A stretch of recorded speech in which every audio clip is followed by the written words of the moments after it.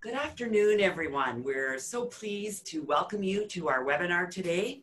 I'm Linda Baker, the Learning Director at the Center for Research and Education on Violence Against Women and Children here at Western University. And on behalf of our team, I would like to welcome everyone to our webinar today.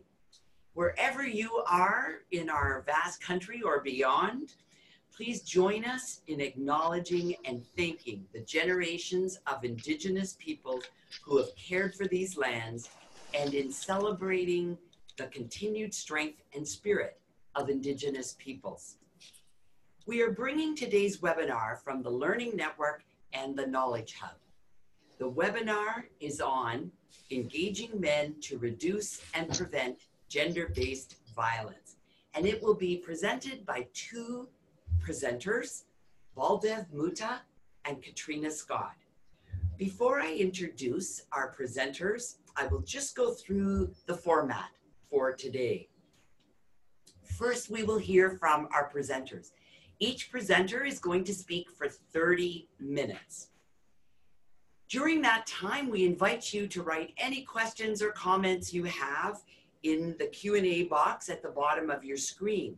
And Annalene Stratman is with me today, and she will be following and tracking those questions and comments, and then I'll present them during the discussion period at the end of the webinar. And that will be the last 15 minutes of today's webinar. So we'll start that at 2 p.m. At the end of the webinar chat box, or at the end of the webinar in the chat box, you will see a link to the evaluation. And we really appreciate the responses that you provide, and they really do help guide and inform future webinars. So we'd ask you to complete that. And when you have, you will be redirected to a website where you will be prompted to enter your full name and email address. A certificate of attendance will then be generated and emailed to you. The presentation slides are posted on our website, and Sarah Mohammed is going to make sure there's a link in the chat box to those presentation slides. So thank you to both of our presenters for making those available. I know in past evaluations, people have expressed that it helps them follow along and they make notes on the slides. So your generosity in sharing them is really appreciated. The webinar recording will be posted on our website within the next few days. And once it's posted, Sarah will email everybody who's registered a link so that they can access that recording. And also any materials, if our speakers wish those to be accessed by participants, then they can also access those on that website. So now it's our pleasure to introduce our speakers. And I'm going to introduce them both now so that we can just have a smooth flow between the two presentations. Our first speaker is Baldev Mutta. He is the Chief Executive Officer of the Punjabi Community Health Services in Peel Region. He founded this center in July 1990 and was instrumental in making it an accredited, charitable, and culturally appropriate organization. He has received many community awards for his work on equity, community development, diversity management, and organizational change. He also hosts his own television show, Community Connections. So we definitely have two celebrities with us today, and one with his own TV show. The second speaker is Dr. Katreena Scott. And Dr. Scott is an associate professor in the Department of Applied Psychology and Human Development at the University of Toronto. She's also the Canada Research Chair in Family Violence Prevention and Intervention. Katreena is recognized internationally for her intervention work with abusive fathers and nationally for her research on effective interventions for intimate partner violence. She has authored over 40 articles in her areas of specialty, and we are absolutely honored to have both of our speakers with us today. And at this point, I'm going to ask Baldev if he will share his screen so that we can see his slides and begin the first presentation.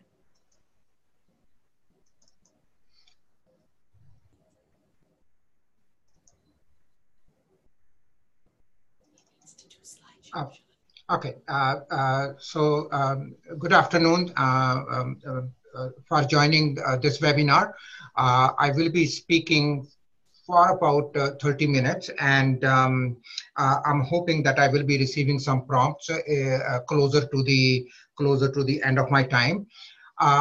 So there are 5 kind of breaks in my presentation: cultural competence, cultural context of abuse, hybrid model of intervention that we do with men who abuse women, and then we share with our model and what are some of the lessons learned in the course of about 25 years that I have been working with men within the South Asian community. One of the things that we look at our culture is that it's a collectivist culture. Majority of the community lives in with extended family system. It's a we culture. So we need to kind of look at, okay, so do we only work with women? Do we only work with men? Can we include family members, because ultimately they may have an influence in it? So the entire kind of an intervention is designed on a family basis rather than on an individual basis. And then we look at the importance of the culture from the family, marriage, and children perspective. How does the South Asian community gravitate towards the family, marriage, and children? And then the overwhelming women that have told us about their inability to deal with divorce. And why does the culture make so difficult for our women to divorce? And then we're going to have some discussions around that as well. So in terms of culturally competent services, one of the challenging aspects within our culture is that if we work with individual and that individual goes back in the family, often because the family doesn't know what exactly is going on, chances are that the family will put pressure on that individual if they don't agree with the plan that has been developed between the social worker or within the clinician and the client.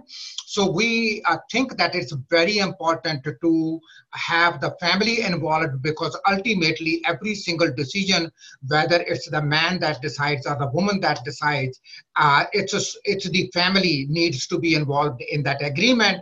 Otherwise, sabotage tends to happen, and the client is kind of recanting the entire intervention process. The second thing is what we have looked at over the number of years is how do we label the problem? So the best way to explain that is that in Canada, we are much more scientifically oriented civilization. We tend to scientifically make diagnoses. We label certain things. So the health professional may identify a client with a depression, but within our own community, what happens is that that diagnosis may not be bought in either by the family or by the client. So if the family or the client believes that I do not have depression, but I think I am being possessed, now unless we as clinicians understand what possession is and how do we move the client from possession to understanding what depression is, that is where culturally competent services come in. So that is an understanding. We think that the clients often will nod heads. They will say, yes, I understand. But deep down, there is a disconnect between what the professional is saying and what the client or the family is kind of getting into. The other thing that we also look at from a cultural perspective is how is conflict viewed in our culture? The Western civilization primarily has developed the threshold of conflict to a resolution model. So when we identify the conflict, we want to know how can this conflict be resolved. But within our culture, conflict resolution is not the strong point of the culture. They would rather mediate the conflict. So even if there is a conflict, the families may want to live together. And the challenge for us is how do we mediate that conflict when one person has more power over the other?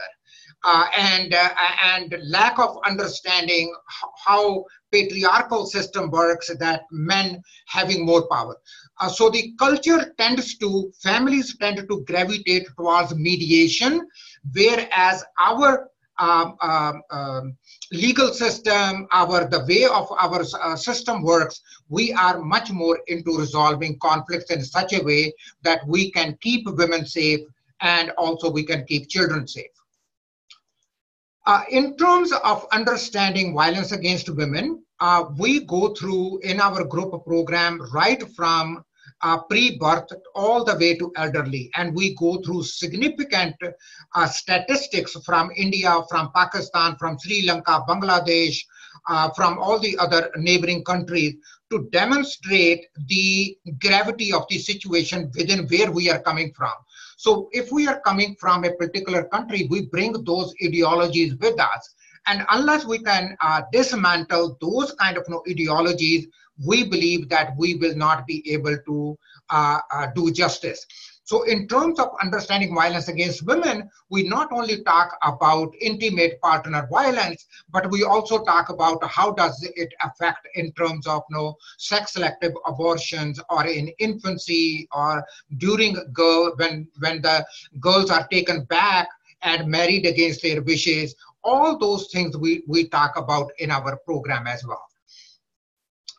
In terms what is evident, to make it more evident to the men who come to our group programs, we want to ask them this question, that we can understand that the first generation people that migrate from their home countries to Canada may have a stronger inclinations to holding traditional views and values.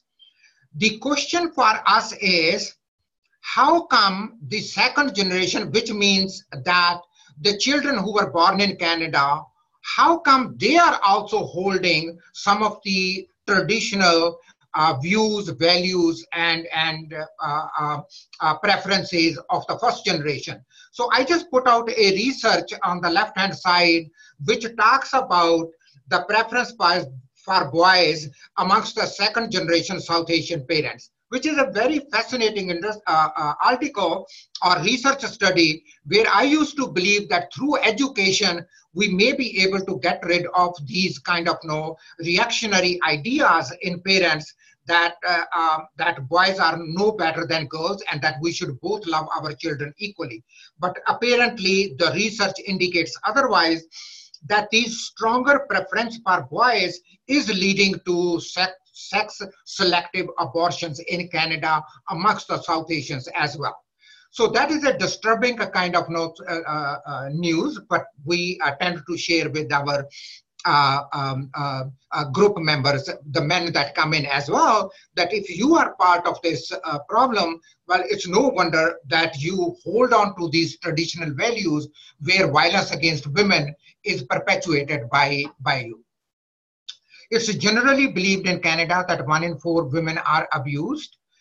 We also know that a number of South Asian women have been killed, 3 at least that we know in last year. And this year, an 11-year-old young girl has also been killed by the dad. We also know that there have been a number of girls taken back to their home countries and had them married against their wishes. South Asian Legal Clinic of Ontario, SALCO, has done a wonderful work on it, and they have a number of reports on their website as well. So if people want to know a little bit more about forced marriages and the work we do in the GTA area, SALCO's website is an excellent resource to know about the forced marriages that are still happening within Canada as well. And what is the newer problem that is emerging within the South Asian community is the female international students who come to Canada for study, especially in Brampton. We know for sure in Brampton, because there have been a number of women that we are working in, they are forced in sex trade work. So those are some newer things that are emerging, and we are beginning to now develop a project to work with international students to educate them, and those who are into this work, how we're going to get them out of that work. So we identify within our community 14 types of abuse that we educate our women and we educate the men, that this is what you guys are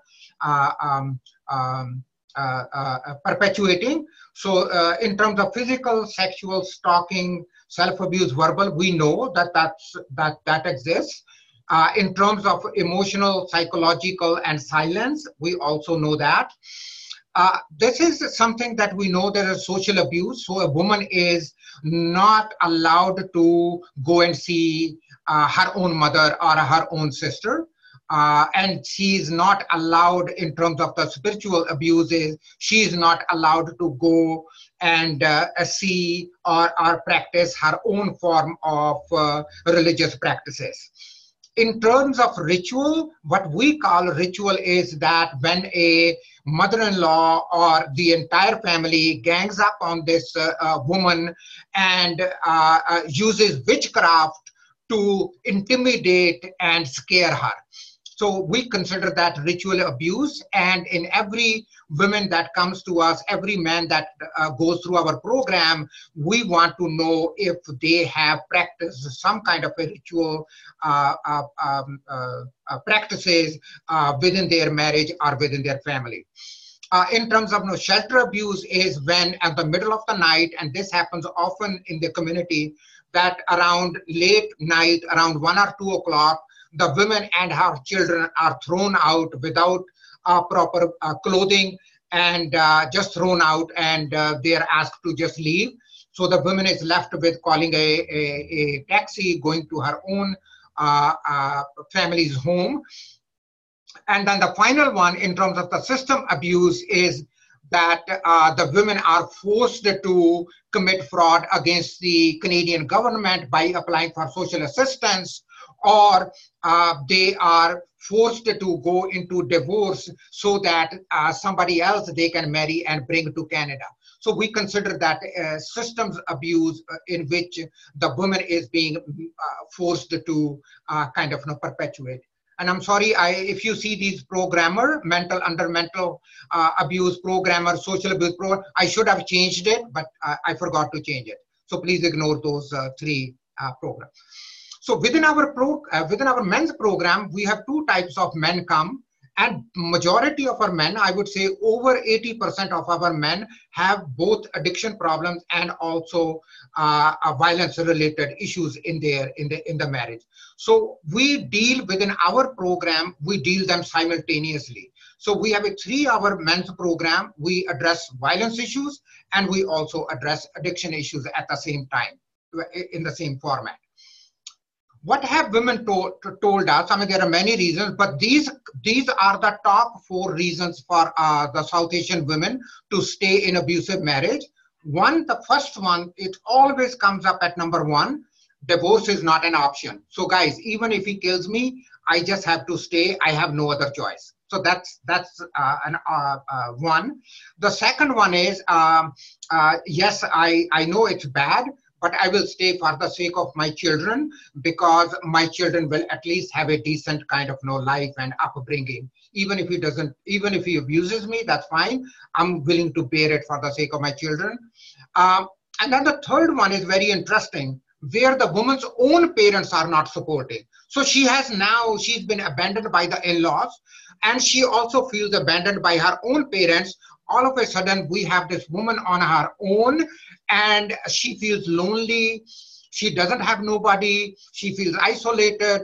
And as a result, she has no other option but to stay in this abusive marriage. And then the fourth one is that my culture and my religion doesn't allow me to divorce.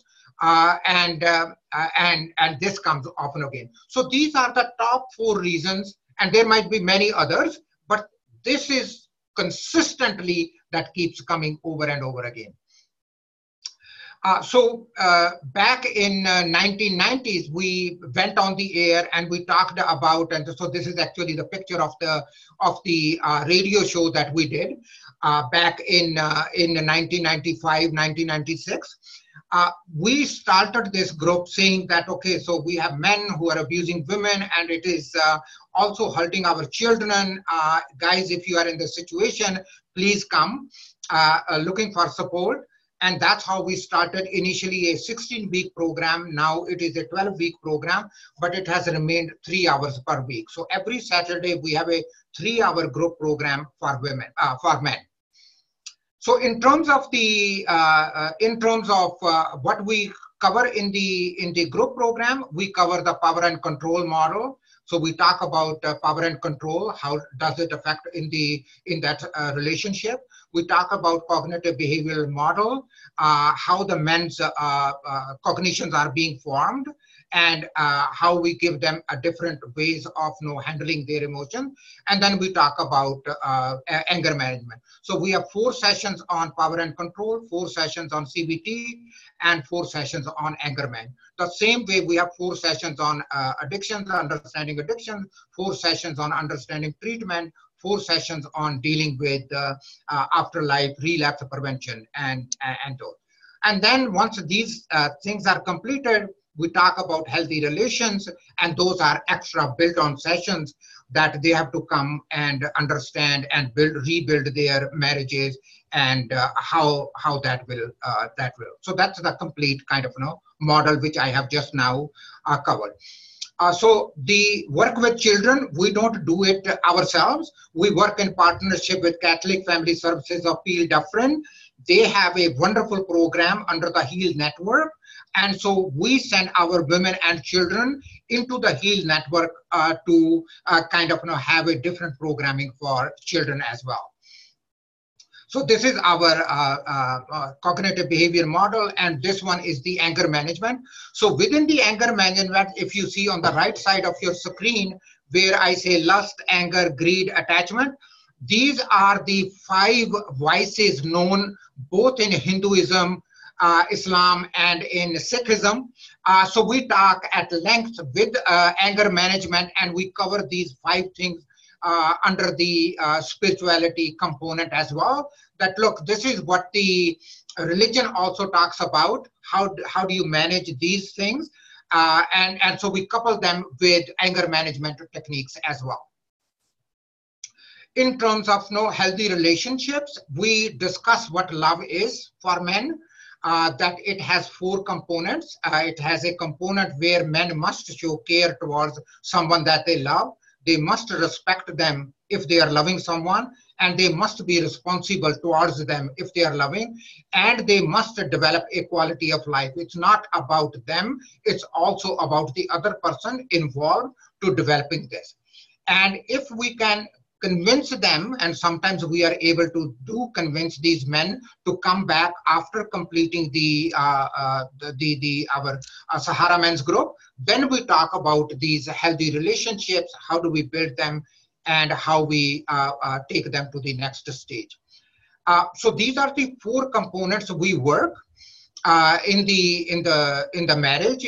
Should any couple want to come back and say, guys, we want to get back together, we want to do some work on our marriage. So then these are the 4 components that we talk about that may result in problems in marriage. It's about the communication skills between partners, what are the expectations from each other, how do they solve problems in their marriage, and what is the control that they exert on each other, and can that be understood, and does the other person understand, and how do we respect them. So these are the 4 components we work. So this is the addictions component, the assessment, and then if the person needs to go into withdrawal first before they can even join the group, we make sure that they enter the withdrawal, and this is here. Then we talk about the treatment and counseling, and then we work over a long period of time with relapse and recovery. At the same time, they are working on their marriage, and at the same time, they are completing that program. This is an ongoing component. There is no end to it. They can be in here for 5 years if they choose to come. It's every week on Friday from 6 o'clock to all the way to 11 o'clock. We feed them and we have some discussion, or they can sit down and play. As long as they feel comfortable that they are okay, they will be okay, not drinking over Saturday and Sunday, then we let them go. In terms of the model, so this is the model. So they come into the program here. So anybody can make a referral. And then we have to kind of look at, the first thing that we look at is, do they have an addiction issue? If their hands are shaking, if they are going through severe withdrawal, we have to get that under control first before we make even an assessment or a determination whether this person is suitable for the men's group program or not. So if we determine that this person needs addiction issues, has addiction issues, is going through withdrawal, we have to get them into withdrawal management services, either through the hospital or through Peel Addictions Assessment and Referral Center, who have a mobile withdrawal services. Once these are taken care of, the person goes into the assessment. It's a lengthy couple of hours of assessment, at least 4 hours in total. Sometimes people get exhausted, so we say, okay, come back tomorrow again. So for 2 hours, or somebody can do it 4 hours in one day. And then what we are determining basically is, does this person, to what extent is this person an abuser? Is it only abuses his wife, but doesn't has any issues with his mother, with his sisters, with his daughters? Nobody else is being abused, but he's only abuser towards wife. So there are a lot of men who are only abusing their wife, but nobody else. They love their mother, sisters, daughters, everybody else. They are in good terms, but they are nasty to their wife. So we label them as wife-only abusers.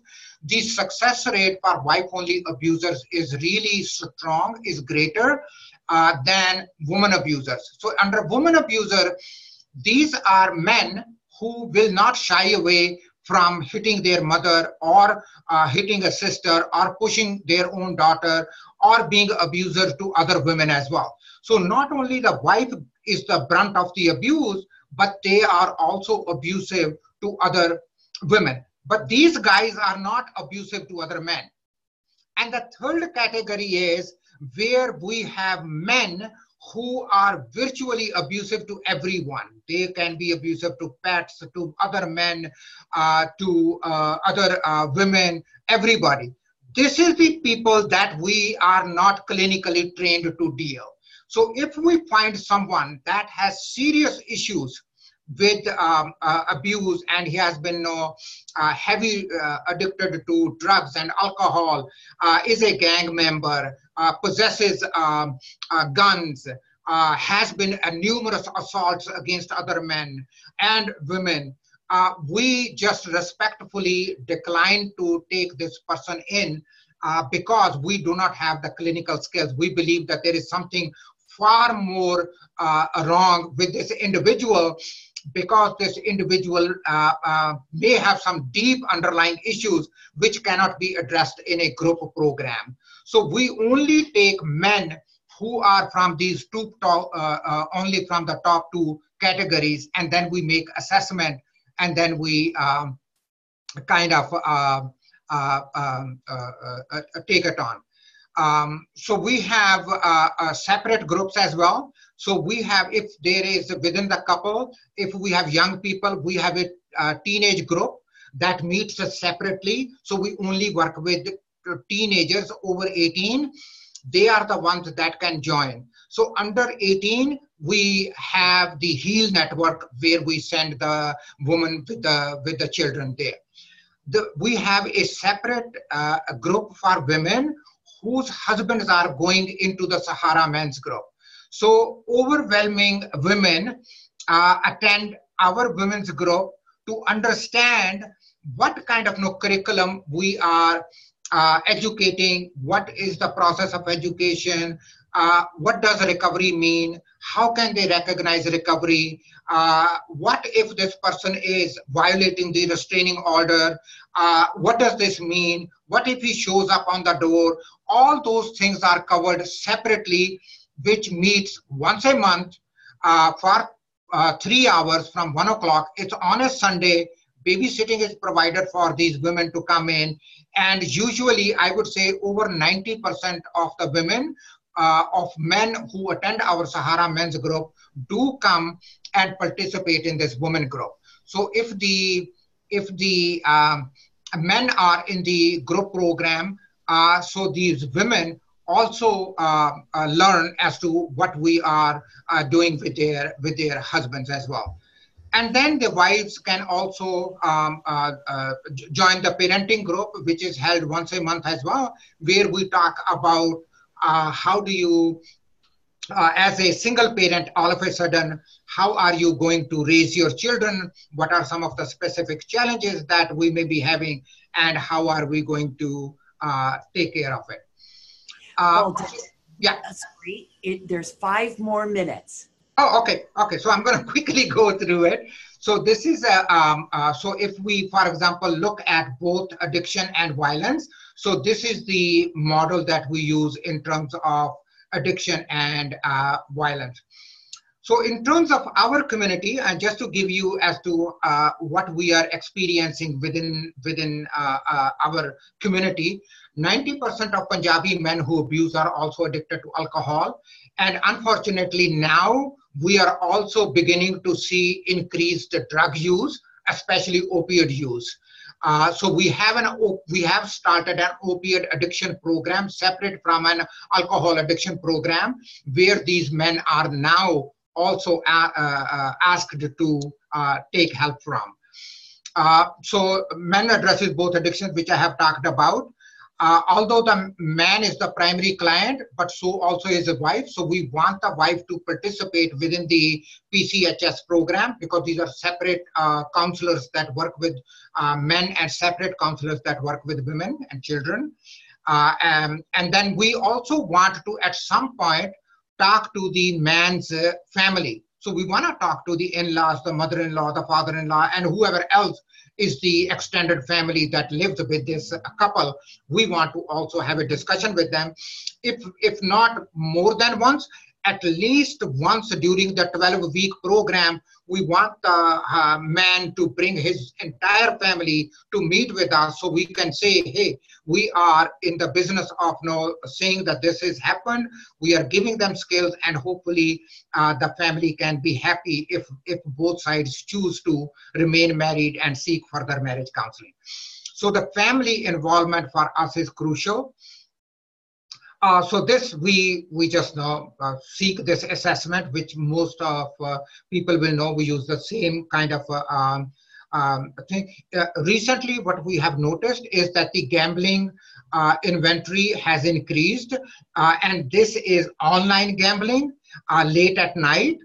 And also, we have also seen, which I have not been able to mention here because we don't have enough evidence, since middle of last year, we are also seeing an increased number of men having extramarital relationships on websites. Especially the websites are from India. It's the most famous one is shadi.com. Shadi means marriage.com. So where these guys are creating fake IDs and then trying to get in touch with women back home as well. So it's an open group format. Men can start at any time. And it's a 2-tier intake process.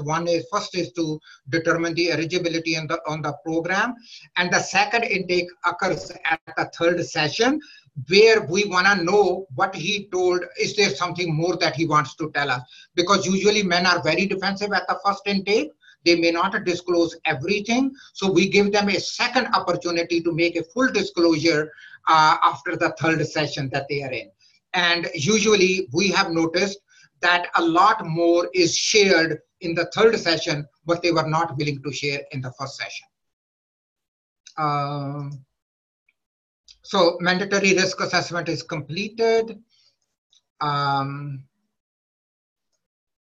So this is the other breakdown where we get referrals, word of mouth. So we have a TV program as well. So Punjabi Community Health Services has a TV program 24/7 on web. So that's where we get a lot of calls. We also get calls from probation and parole, from lawyers, doctors, friends, other agencies. So to enter into our men's program. It's done with male and female facilitator in Punjabi language. That's what we are doing. So I think my time may be up. It is, Baldev. Thank you so much. And we'll be able to present some questions to you later. But now we're going to turn it over to Dr. Katreena Scott. Katreena? Do I need to do anything, or would you manage? No, she'll just she'll share her slides and they'll fill the screen. Oh, okay. Am I taking over now? Yes, it is. Okay. Perfect. I just want to say thank you so much for that presentation. It's fantastic work. I think that's amazing that you have a TV show as well. But one of the things I really like is I love the opportunity of a second intake. It makes so much sense.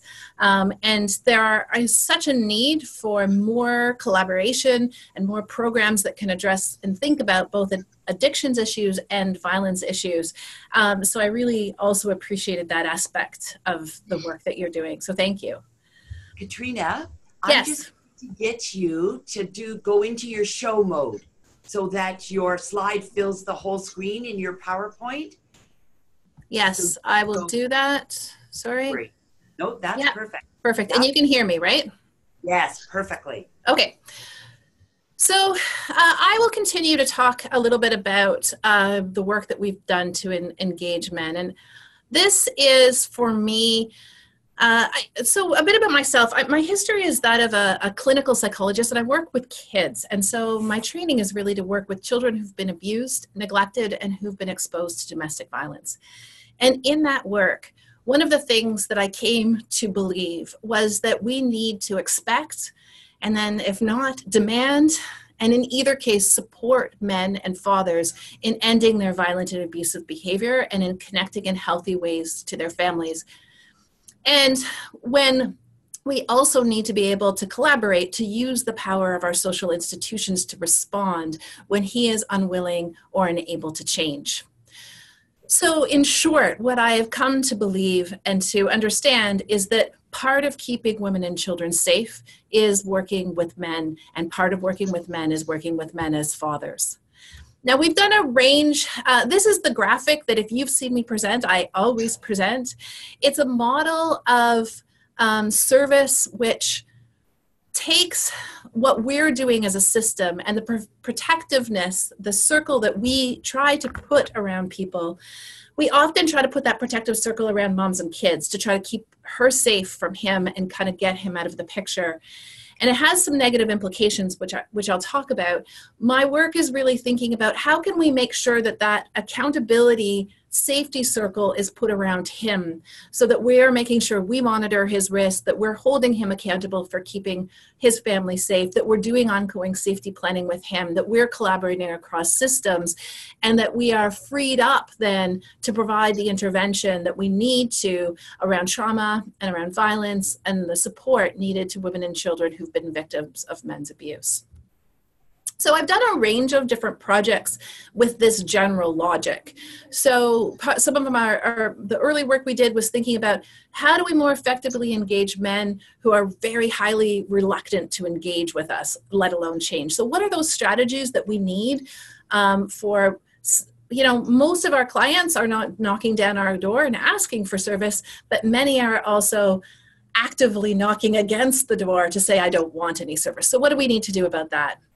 We've also done some work around immediate risk reduction for men who are arrested from domestic violence and who are assessed at being very high risk to reoffend.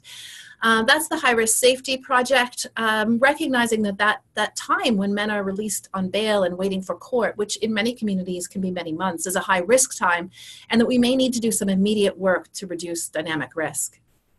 We've also been thinking about how do we work across different supports for fathers and family and specialized gender-based violence intervention services. So for example, how do we work with fathering programs that are more generally preventative and early intervention programs? How do we make sure that we get the right people there and the right people in programs that have more of a violence focus? So again, I thank you for thinking some of that assessment work. Also, more recently, engaging with employers to recognize, respond, and refer not only women who've experienced domestic violence, but how do we get employers involved in recognizing, responding, and referring to men who've perpetrated gender-based violence?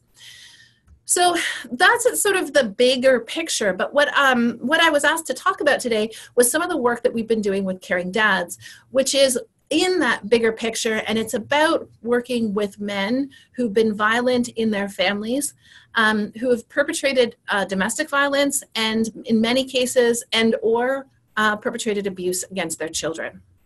So what I'm going to do is I'm going to spend a little bit of time talking about what is Caring Dads. I'll talk about why I think programs like this are needed. I'll give you a brief description of the program, and then I want to talk a little bit about research. And I want to talk about research. I'll spend a bit of time talking about research on Caring Dads, but then I want to talk a little bit more about what we're trying to learn about what needs to change in abusive fathers more generally. So just in short, what's Caring Dads? It is a 3-component program. It is a fathers group. That's the biggest part of it. It's 17 weeks. It is fathers in the group. There are individual sessions, and similar, we have an individual session at the beginning, but we have an individual session right in the middle where we actually do some goal setting and some a more honest accounting of what's happening. We also have mother contact to share information about the program, and we also have a very serious, we think that it's very important that we are coordinated whenever possible in our case management. The referrals for Caring Dads come primarily through Child Protective Services and through the justice system, also through men's perpetrator programs, through child and family mental health, through substance abuse services, family court, early intervention, some faith-based services, self-referral, and a range of different places. In terms of our eligibility to the program, our basic stance is if dad has to deal with him, then we have to deal with him. So this is something that we had a lot of talk about very early on. And there were a lot of concerns around, well, should we be working with men as fathers when we're concerned about his abuse? And what we came down to really is that if this child is having contact with this father, then as a system, we can't then say, I'm sorry, we don't want to work with you. It doesn't mean that we ignore the custody and access issues or that we ignore the risk issues, but we do think seriously about how we're positioning ourselves relative to what the child has to deal with. So exclusions then, if dads have no contact with their children, we know how in our current context, children and fathers almost always have contact, and when they don't, it's been a hard fought and hard won event, usually through family court. We certainly aren't going to undermine that, or through child protection. And the other thing, the other initial conversation, our concern was because of the custody and access issues, maybe we shouldn't have people who are involved with court. The challenge with that became there are kids, and there are a lot of kids in this world whose lives, 10 and 12 years of their life, their parents are in court. We couldn't exclude all of those people because those are the kids that really need this. So we do have a caution around imminent court involvement, because if a case is coming out right away and father is likely or may lose custody, this is not the right time to do intervention around fathering, but we do not exclude court involvement, period. Now, why am I telling you this? In part because at this point, there's at least one Caring Dads programs running across most provinces in Canada. And I noticed in terms of people signing in that they're signing in from all over the place, which is really exciting. Caring Dads is run out of a range of different kinds of service. Sometimes it's run out of family service programs, out of men's perpetrator programs, out of Salvation Army services, out of child protection services, out of culturally organized services. So it's run out of a variety of different places, but here's the website for it in terms of some more information about that. So Why do we need to intervene with men as fathers? Why should we look at child exposure to domestic violence as another pathway to intervene to end gender-based violence? So briefly, we know that child exposure to domestic violence is amongst the most common adversities experienced by kids. It's harmful in and of itself, and it co-occurs with other forms of father-perpetrated abuse. We also know that in families involved with child protection, the presence of domestic violence predicts more severe and repeated child victimization and poorer outcomes.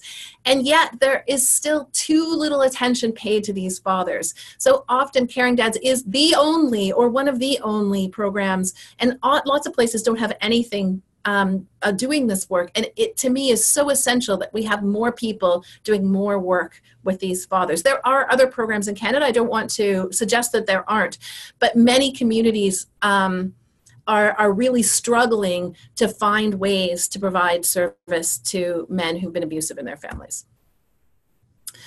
I'll underline that. This is data from the Child Maltreatment Incidence study. This is data from intact bio families. So that's a little over a third of the families where maltreatment is substantiated. And if you look at the number of investigations and the percent that involve bio moms, bio fathers, both parents or another perpetrator, if you start to add that up, that's 75% of the cases have dads as a perpetrator. If you look at step families, it looks almost the same. If you look at single parent mother-headed families, you still have about 40% of the cases where dads are identified as a perpetrator or domestic violence victimization is identified as a concern. We need to be working with these dads. When we don't, I think we end up doing a lot of things that we didn't anticipate. One of the things we do is that we unintentionally end up leaving the responsibility on mom. Mom feels like she's a failure. Sometimes we investigate her for failure to protect, but we really give her the responsibility of keeping kids safe when she's not able to keep herself safe. I worry about the growth of movements that support mother blaming and their intersection with that issue and not having an alternate narrative. So unless we can reach out and we can capture these men and give them an alternate narrative around what's going on for them and why it is that they need to step up to be a father and be the father often that they want to be for their kids, the narratives that they too often slip into is one like this. I also think about what we are potentially doing, again, unintentionally around his depression and also him moving on to other families. So sometimes we're really successful at making sure that men are out of the picture. And we found this also with our high-risk safety projects. You know, we want to make sure that we have a good response to domestic violence, and we should. The challenge is that she's been the one that's been monitoring his risk. And when we cut off that contact and then we don't pick it up, then nobody knows when his dynamic risk is escalating. And we know that depression is a risk factor for domestic violence, and I don't know who's picking that up. The other thing is that dads move on to other children and other families. And of course, there are consequences for children when we are not addressing their exposure to domestic violence.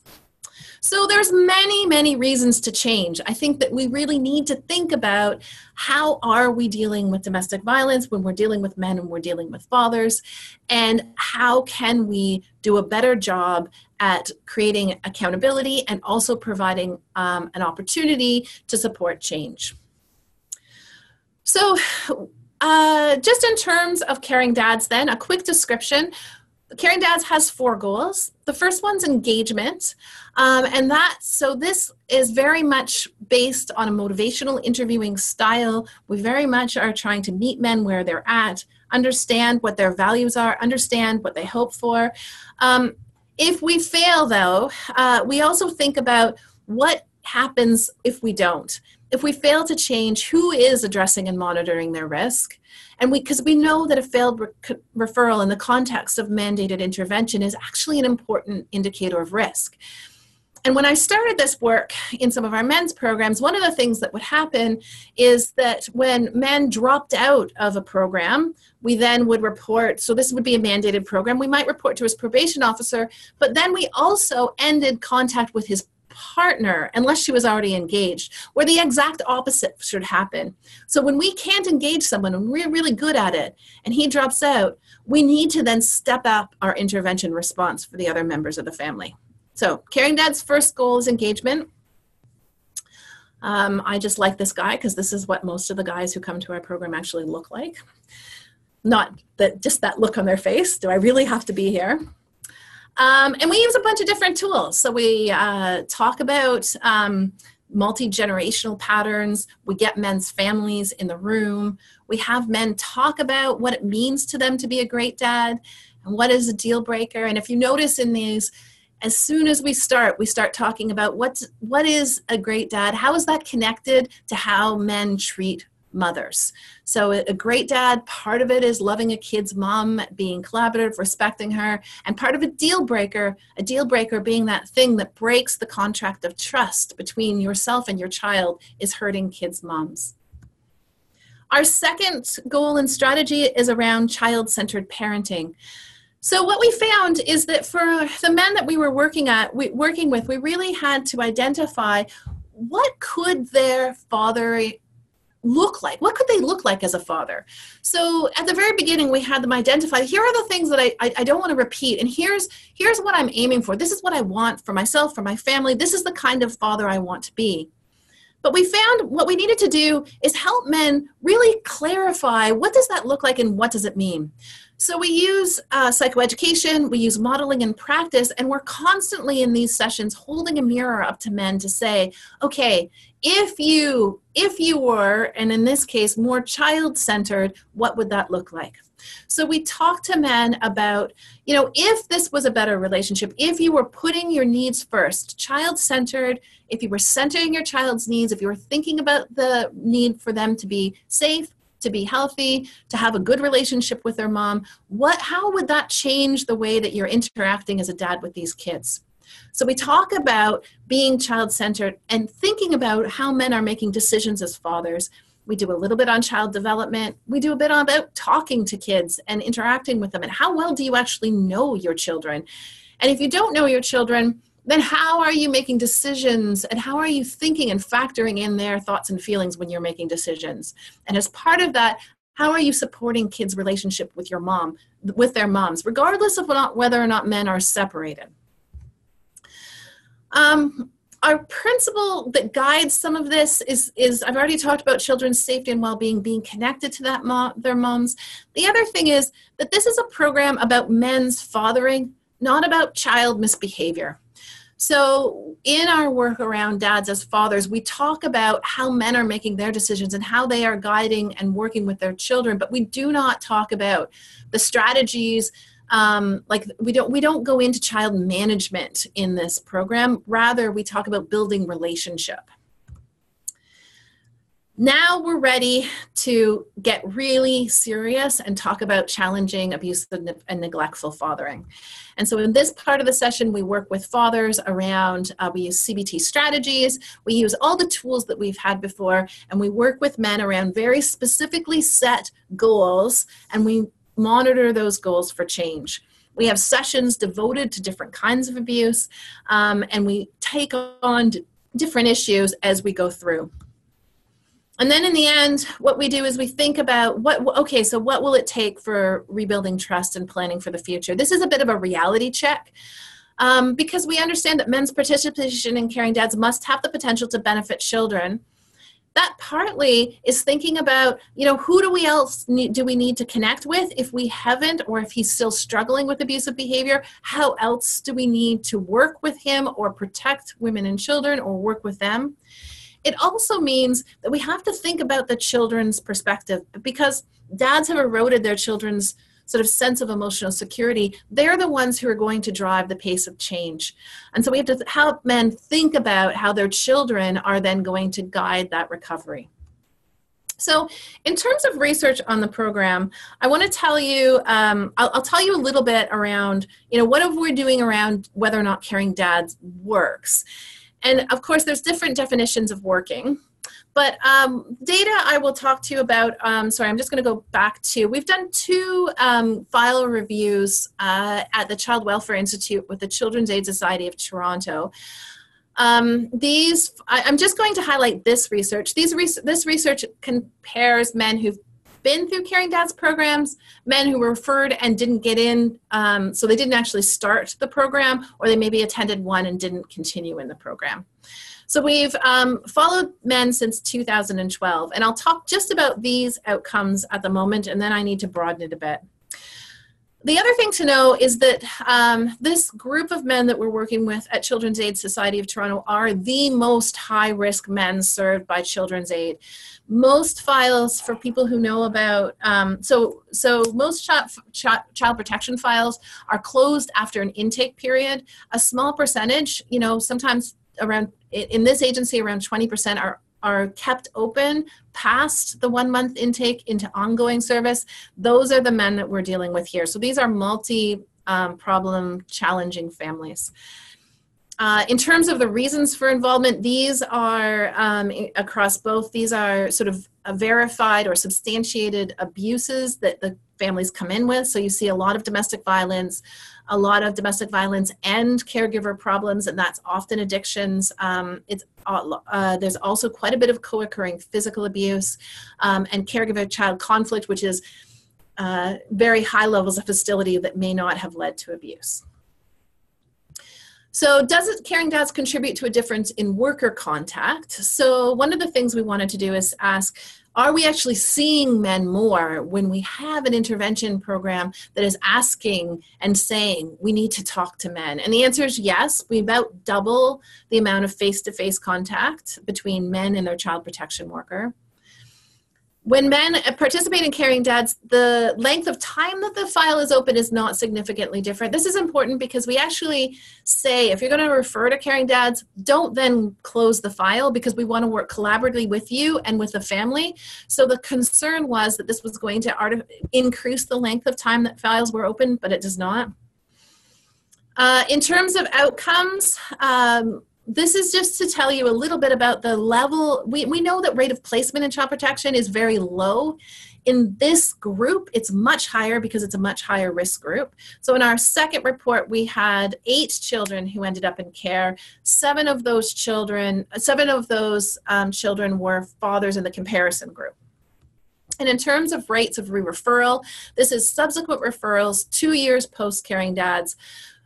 They had to be formally documented and substantiated where the father was the perpetrator. And so we see the re-referral rate in both cases. Now it's higher for the second report. We have even higher risk guys, the second report. But in both cases, for those guys who completed treatment, the re-referral rate is about half that of the men in the comparison group.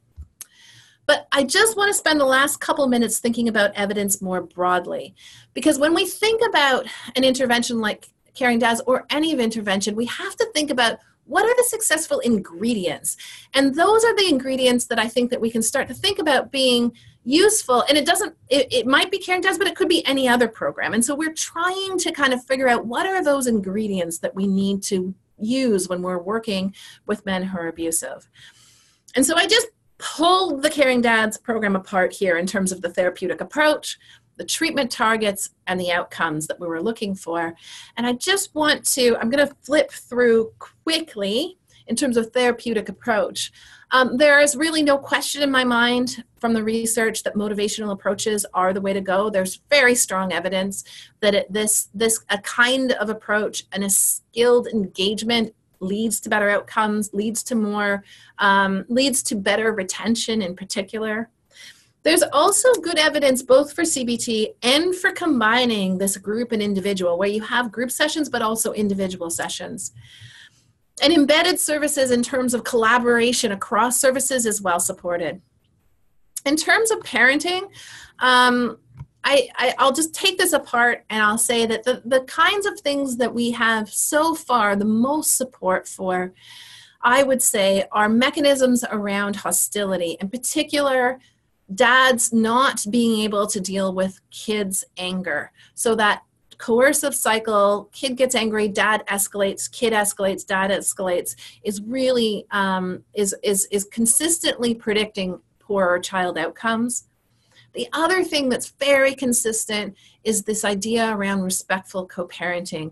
And we're trying to parse out, what does that look like? Because most of our co-parenting narratives or assessment measures don't actually capture the quality of blame and of men's words around that partner. And so we're trying to think about, how do we capture that sense? So we have some domestically violent fathers who seem to have maybe even a not so great relationship with their partner, but we have others that have a not great relationship with their partner, and they have this sense of degradation and this blame and this sense that moms have all the power. And it's those aspects of the relationship that are especially connected to poor outcomes for kids.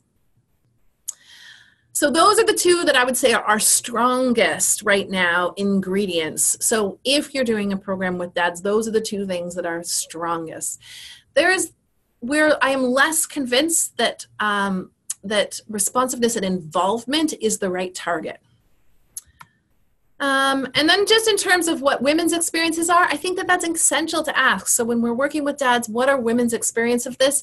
So this is just a little bit of data from McConnell's NSPCC report on caring dads, looking at women's pre and post experiences of domestic violence, whether or not that change continues over time, and also whether or not mom's symptoms are improved, theoretically, because they no longer have to be, they're experiencing less domestic violence. So back to sort of thinking about evidence, here are some of the targets and some of the variables that we're trying to understand as the ingredients that we might use for a program. So just in terms of what we're doing right now, there is a large multi-site study in Melbourne right now. There are a couple different independent studies being conducted in Ontario, and I just want to talk about and give a shout out to the Safe and Understood research that's happening in a few different provinces here, where we're looking both at caring dads and also at a mother-focused dyadic intervention to see whether or not we can create better outcomes for these high-risk children and families. Thank you. Thank you. We are, if we can just get both of our presenters to, or Sarah's going to look after that for us. Good. We have so many questions, so you've stimulated a lot of thought. And what we would like to do is start off with two questions that were posed to both of you. In terms of giving you both a chance to respond to them. And then we have some questions that were specifically directed to Baldev and specifically directed to Katreena. So first we'll start with the ones that were asked of both of you. So one is, have either of you or your programs had much experience in working with families with two dads? And if so, how does this differ, if it does, and in what ways? And are there any statistics? My answer would be quicker. We have not yet had an experience with two dads. We just 3 years ago launched within PCHS a comprehensive project to become LGBTQ sensitive organization. We are in the last leg of that research study, and hopefully we will be in sometime this summer be able to hire someone from the LGBT community as a social worker so that we can kickstart a process of gradually intervention. At this moment, all the LGBTQ services that the South Asian community want to access, they actually travel all the way from Peel to Toronto to access the services. So unfortunately, none of the services are being done in a culturally appropriate manner within Peel region at this time. So there is a vacuum of that particular need in the community. Katreena, did you want to respond to that? You know, I do think that one of the people that we don't have in this presentation are really services that are specializing in work with LGBTQ and sort of non-binary individuals. And I would really think that we would need some of their expertise. When we have those referrals, we would try to bring in or refer to organizations that have that, especially in the context of a group. There's a lot to manage in terms of microaggressions towards people who may not, where there might be two dads, and that would be something that we definitely just need more on. Okay, thank you both. And we'll look forward to hearing more, Baldev, as you move forward with work that you're already engaged in. Another question that was posed to both of you was, there's a group working in Edmonton actually, and they're working with newcomer men and particularly concerned about the stress, working with them to facilitate adjustment in that first 2 years when they are adjusting to life in Canada. And they're really asking a question that's about prevention. Because it's such a high stress time, is there any advice or knowledge you have to share on how do you prevent, during that elevated period of stress, abuse from starting, whether that be abuse towards an intimate partner or towards both the partner and children? So there is some evidence that we have. We know for sure that there are couples who end up in a domestic violence situation in Canada, and when we go through the assessment, they never had a problem back home.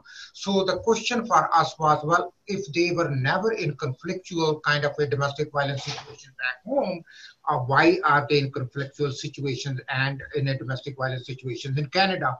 So the only thing that came to us is the stress of adjustment and acculturation within the Canada.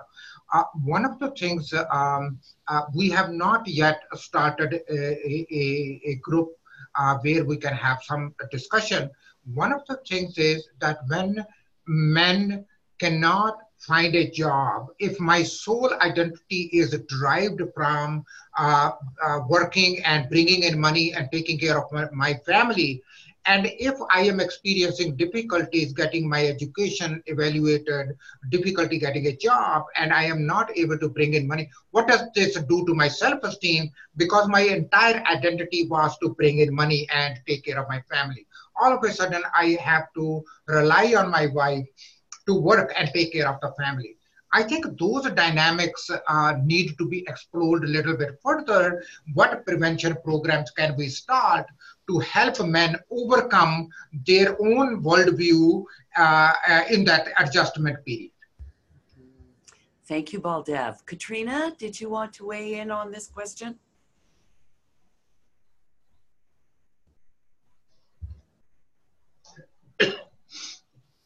Katreena?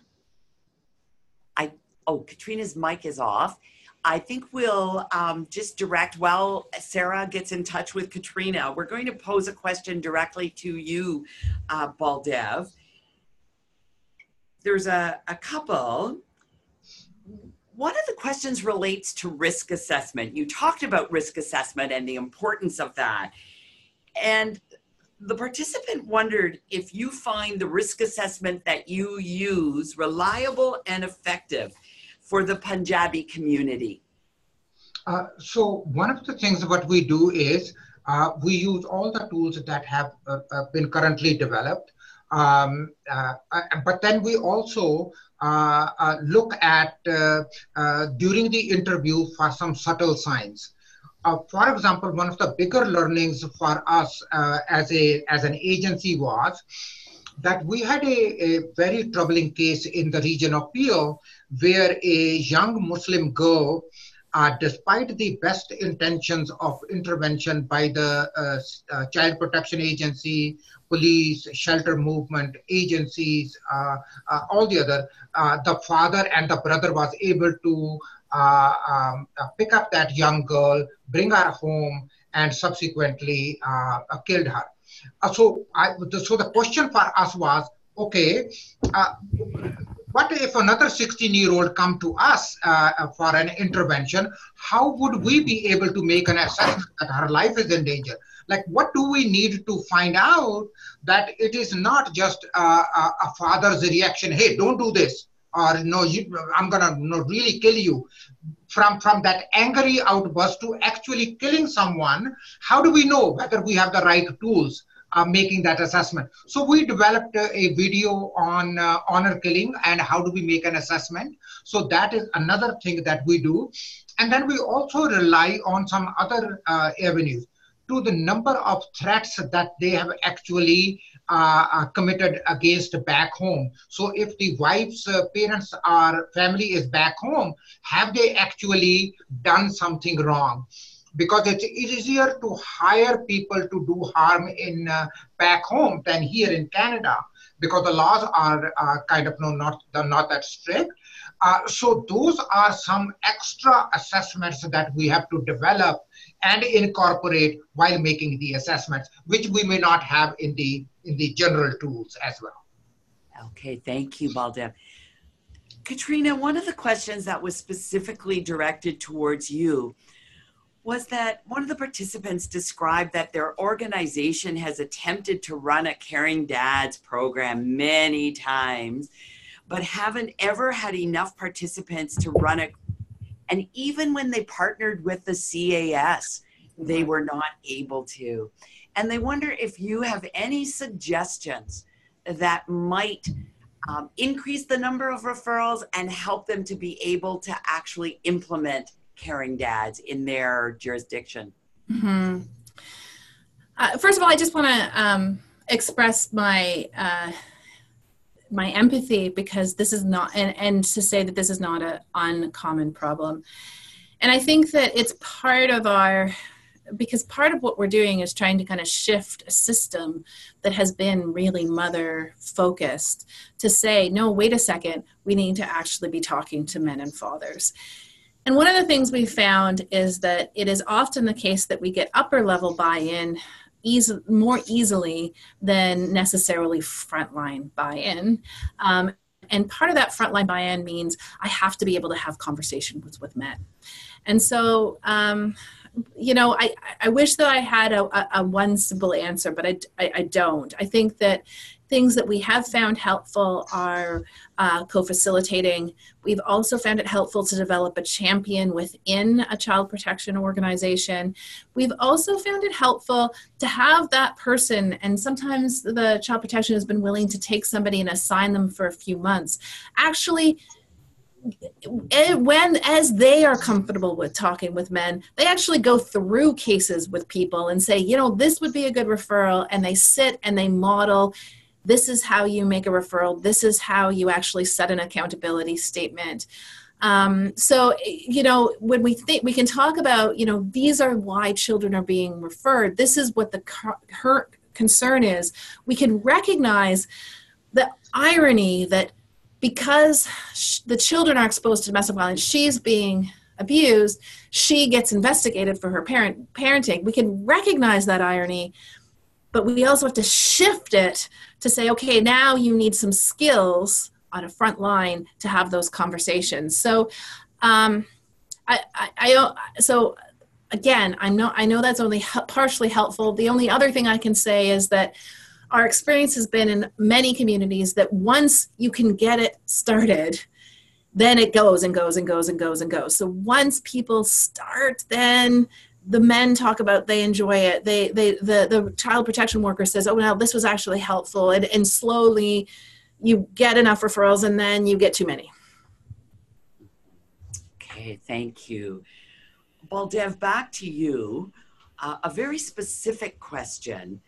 How can I help a Canadian woman who is married to a South Asian man who forced her to commit fraud against income assistance? She wants to return to Canada, but is concerned she will be arrested and imprisoned. I think my best advice will be to get in touch with a lawyer. We had 2 cases like this. We had a case, we had actually several cases, not just with fraud, but with many other cases where the men go back home, destroy the passport of the children and the woman, leave her there and come back. So we have those kind of cases where we have deliberately the woman is forced into committing a fraud, and then he actually kind of himself goes to the Canadian system and says, well, this person has committed fraud. So I think the best advice that I can give is we need to get in touch with a lawyer that understands how a woman can be controlled, how a woman can be emotionally, psychologically pressured into doing things against her will just to stay in that situation.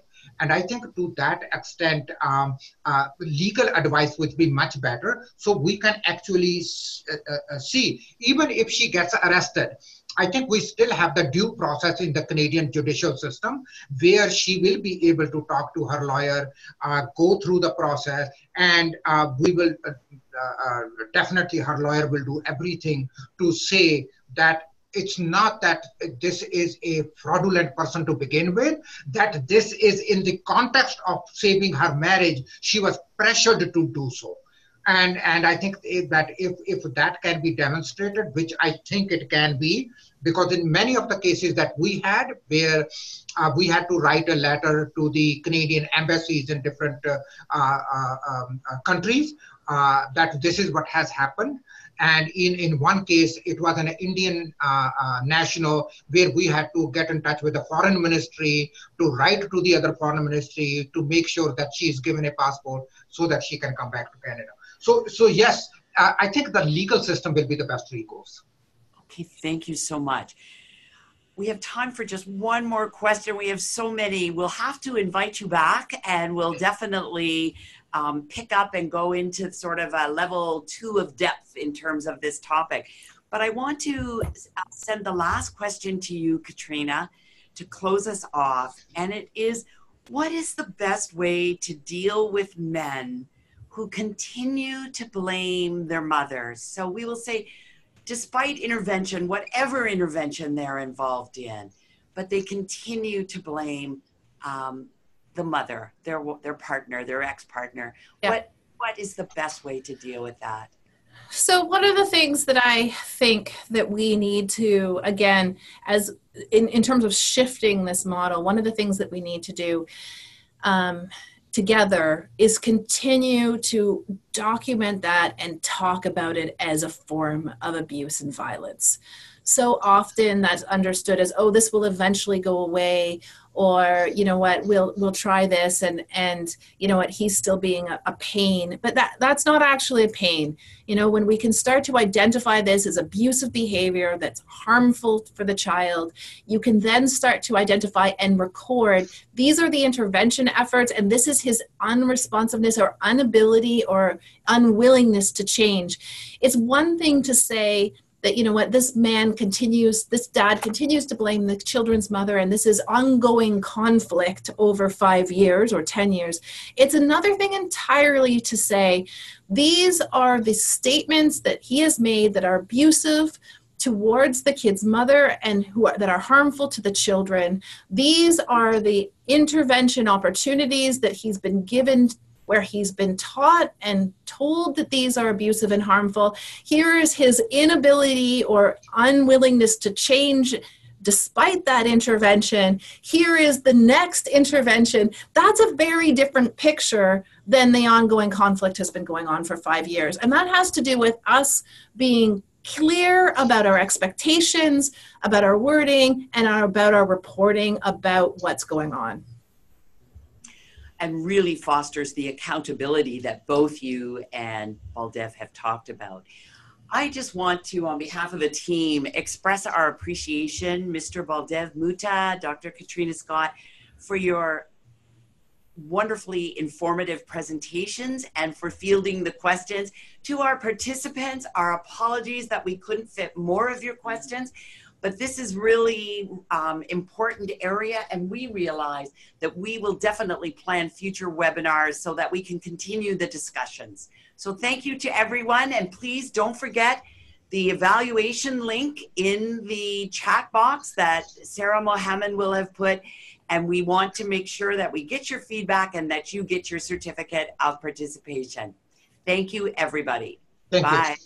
Thank Bye-bye. you.